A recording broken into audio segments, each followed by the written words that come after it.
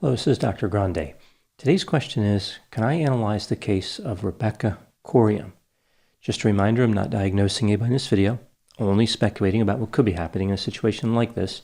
If you enjoyed this video, please like it, subscribe to my channel, and consider supporting me on Patreon. I'll put the link to Patreon in the description for this video. So I'll go through the background of Rebecca Coriam briefly, then I'll move to the timeline of the disappearance, then offer my analysis. Rebecca Coriam was born in Chester, England on March 11, 1987. She graduated from a Catholic high school. She was active in the British Army Cadets when she was a teenager. She attended 2 different universities and seemed to have an interest in sports and youth studies. She traveled to the United States and taught sports at a camp in Maine. Rebecca interviewed for a job on a Disney cruise ship in June of 2010. She was hired as a youth activity worker and went to Florida for training. She spent 4 months on cruise ships that were traveling to the Bahamas before taking 2 months off. When she returned to the cruise line, she was stationed on board the vessel Disney Wonder, which sailed out of Los Angeles, California, headed to Mexico. Rebecca would travel back to Chester, England, when her grandfather died. After this, she once again returned to the Disney Wonder. When working on board the vessel, she would regularly use Skype and Facebook to contact her family.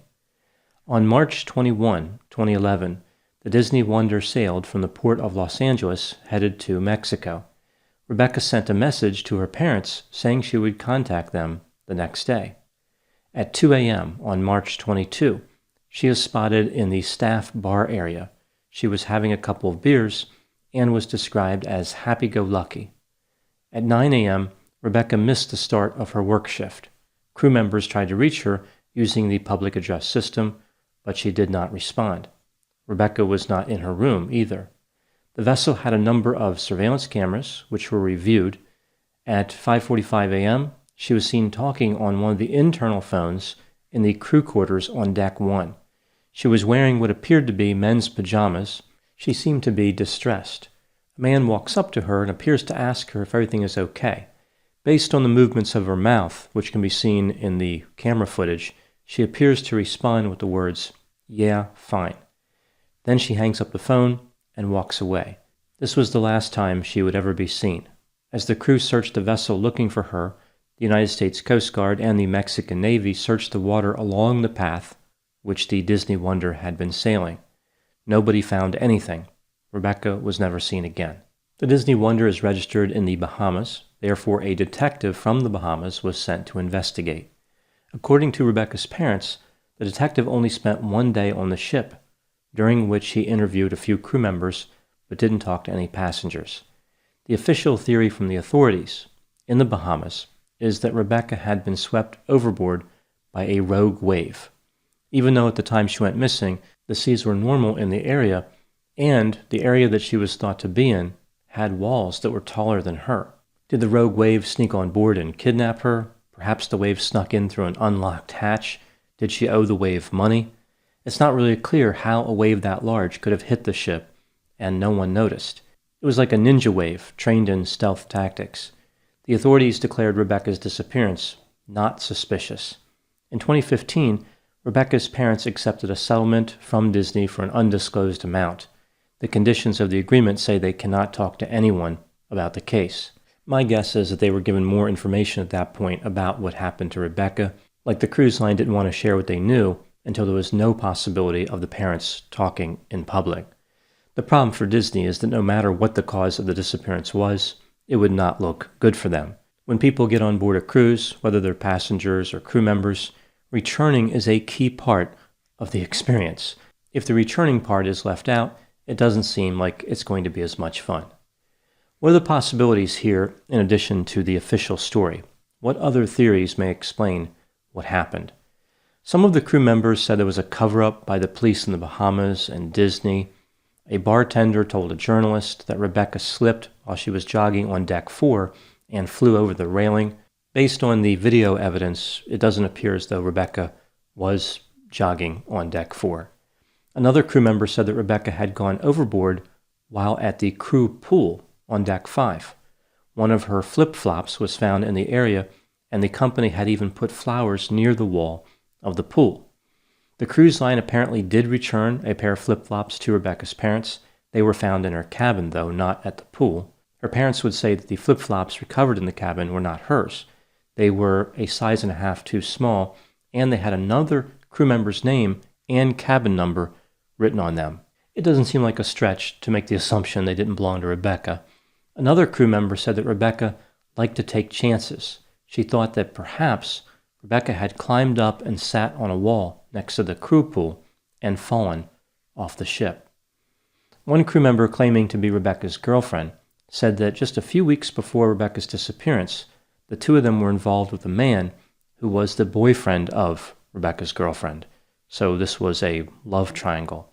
As is often the case, the love triangle was not sustainable, and Rebecca became upset because the relationship with her girlfriend was in danger. In Rebecca's room, there were passes to Disneyland Paris. It is believed that she was going to give them as a gift to her family members. This makes it seem as though she was future-oriented. The next theory is that she was the victim of an assault of a sexual nature. When she was back in Britain for her grandfather's funeral, she told a friend that she was worried about being assaulted on board the ship. Because Rebecca was wearing men's pajamas, and because one of her pairs of shorts that was found in her room was ripped, her parents came to the conclusion that she had been assaulted and was trying to escape an assailant right before her disappearance. There were some other theories in this case as well that seem pretty unlikely. We hear these stories about her Facebook password being changed after she disappeared, and a rumor about her being spotted in Italy based on a single email that was sent to her parents. I suppose anything's possible, but it seems unlikely that Rebecca's alive. Now moving to my analysis. Before getting to breaking down some of the theories, I think it would be helpful to look at the statistics around cruise ship mortality. When people die on cruise ships, what are the causes, and how likely is any particular cause? A study published in 2020, which looked at the mortality data from 78 cruise lines collected from 2000 to 2019, showed that the vast majority of the deaths were from illnesses and natural causes. If one were to rule out those causes in the case of Rebecca because she was young, healthy, and her body was never found, then essentially only three options remain: murder, suicide, or accidentally traveling overboard, either by falling or being swept overboard. Let's compare these causes. The sample size here for the crew is small, so I will look at both the crew and the passengers.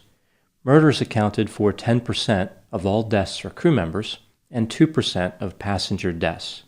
Suicide accounted for 19% of all crew deaths and 12% of passenger deaths, and accidental falls accounted for 26% of the deaths among crew members and 15% among the passengers. Being swept overboard is not a cause that was tracked in the study, probably because it's so rare or it didn't appear at all in the data set. There are, of course, other types of accidents that can occur, but the vast majority of accidents on cruise ships are related to falling. If we consider the statistics when reflecting on this case, without any other information, it is much more likely that Rebecca accidentally made her way overboard or jumped overboard intentionally than she was murdered by someone else. Now again, this is with no other evidence. The probabilities can change based on certain factors. For example, if there was camera footage of someone chasing Rebecca down a corridor with a knife, the murder theory would start to look increasingly probable relative to the two other theories. What is the evidence in this case that could modify the probabilities, that would justify deviating from the probabilities that we see in this study? Rebecca was consuming alcohol not long before her disappearance. She was described as a risk-taker who was impulsive. One crew member described her as a lovely girl with underlying sadness, suggesting that depression could have been a factor, and she may have been in a tumultuous romantic relationship which was causing strong negative emotions. These items come together to make both the accident and suicide theories increasingly likely relative to the murder theory. And of course, the murder theory wasn't too likely to start with. When looking at all these theories related to homicide, there's really not much evidence to support any of them. Nothing that would make me believe that it's logical to deviate from the probabilities and assume that the least likely event is what occurred. The probability that Rebecca was murdered is very low, but by no means impossible. It does appear as though this case deserved a more thorough investigation. A number of cruise lines register their ships in the Bahamas for a tax break. It would seem as though the nation's authorities have every reason to discount frightening possibilities in these investigations. They don't want to jeopardize the revenue. The one investigator who was sent only interviewed 6 crew members and did not interview any passengers, as I mentioned. Perhaps he was more inclined to come to conclusions that are not as worrisome to passengers and the cruise line. A rogue wave is less frightening than a homicidal offender, although if somebody's in their cabin on a cruise ship, they probably shouldn't open the door for a rogue wave or a homicidal offender. I think this case demonstrates how a lack of certainty leads to distrust. It doesn't only apply to broad conspiracy theories about alien lizards and a faked moon landing. It can apply to a specific case. If something terrible happens to somebody, friends and family of that person want to know exactly what happened. They want to know who to blame. If information is not provided, then people grow suspicious. They start wondering if there's a cover-up, if investigators are incompetent, or if a mysterious killer is on the loose. This is understandable. I think the parents in this case have a right to know what happened. They have a right to be given a high level of access to the evidence available. It would seem in this case that the authorities and the cruise line were not forthcoming to the parents. In that sense, they have to take responsibility for creating the lack of trust with Rebecca's parents. It's better to be honest and transparent when you operate a company and one of your employees goes missing. It's a terrible tragedy that can't be swept under the rug or buried in the ocean. What should frighten potential passengers and crew more than a low probability of murder is when cruise lines adopt an attitude where they do not feel the need to share information with victims' families. It makes people feel as though they can go missing and nobody will really care or investigate, that their death will not matter. So I think this is a lesson for corporate accountability and to the authorities. It is important to conduct a real investigation anytime someone goes missing. Just because there's a lot of money at stake, a huge industry putting pressure on people, that doesn't mean they can disregard their fundamental duties. Sailing aboard a cruise vessel should be safe and potentially even fun. It should not be deadly. Those are my thoughts on the case of Rebecca Coriam. Please put any opinions and thoughts in the comments section. They always generate an interesting dialogue.